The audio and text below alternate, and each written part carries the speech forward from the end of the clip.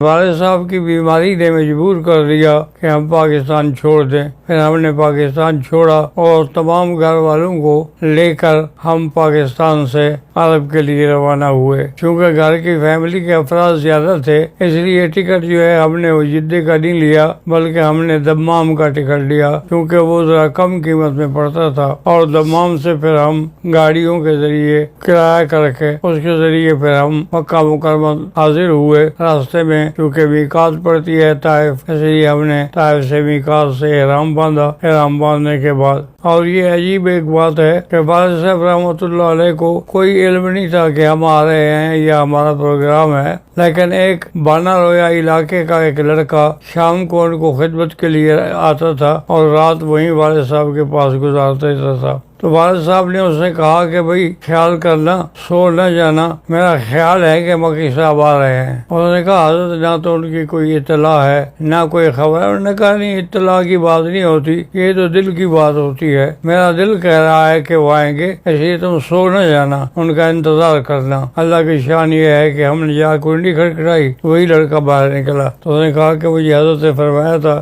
کہ تم انتظار کرو, میں انتظار کر رہا ہوں. تو سارے گھر والے خیر آ گئے. تو اس میں والد صاحب رحمۃ اللہ علیہ کو بے حد خوشی ہوئی کہ بھی چلو اتنے عرصے کے بعد آج پھر خاندان اکٹھا ہوا ہے. میری والدہ بھی تھی, ہمشیرہ بھی تھی, بیوی بھی تھی, سارے اکٹھے آئے تھے. پھر والد صاحب نے 2 دن یا 3 دن کے بعد مجھے کہا کہ بھائی ایسا کرو, اب تم آ گئے ہو تو میری جگہ بیٹھ کے درس دیا کرو.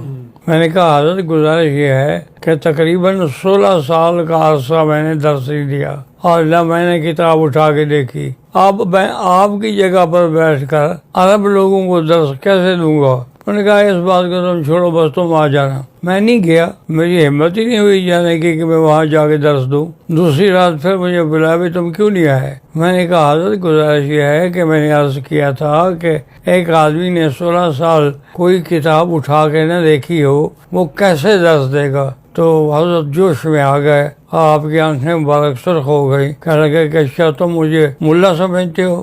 میں نے کہا کیا مطلب ہے؟ بسم اللہ. اور نے کہا میں نے بڑے بڑے بزرگوں کے ہاتھ دیکھے ہیں, میں نے ان کے پاؤں چومے ہیں, میں نے ان کی صحبت اور خلافت حاصل کی ہے. میں جب تمہیں کہہ رہا ہوں تم آ جاؤ بس, باقی اللہ تبارک تعالیٰ تمہیں توفیق دیں گے, اللہ تمہارے سینے میں علم ڈال دیں گے. وہ بہرحال جی پھر میں مجبور ہو کر دوسرے دن گیا وہاں. تو وہاں حضرت بخاری شریف کا ان دنوں میں درس دے رہے تھے. تو آپ نے وہی جگہ کھول لی بخاری شریف کی جہاں درس تھا, کہا بس یہاں سے درس شروع کرو. اللہ کا نام لے کر میں نے ڈرتے ڈرتے شروع کر دیا. واپس جب آئے تو بڑے خوش تھے. میری والدہ سے کہنے لگے کہ آج میرا دل ٹھنڈا ہو گیا ہے. مکی صاحب منسٹر بن جاتے, وزیر بن جاتے, مجھے کوئی خوشی نہیں تھی. آج مجھے خوشی ہوئی کہ میرے ممبر پہ بیٹھ کے انہوں نے بخاری شریف کا درس دیا اور اتنا اچھا درس دیا ہے کہ شاید اتنا اچھا میں بھی درس نہ دے سکوں.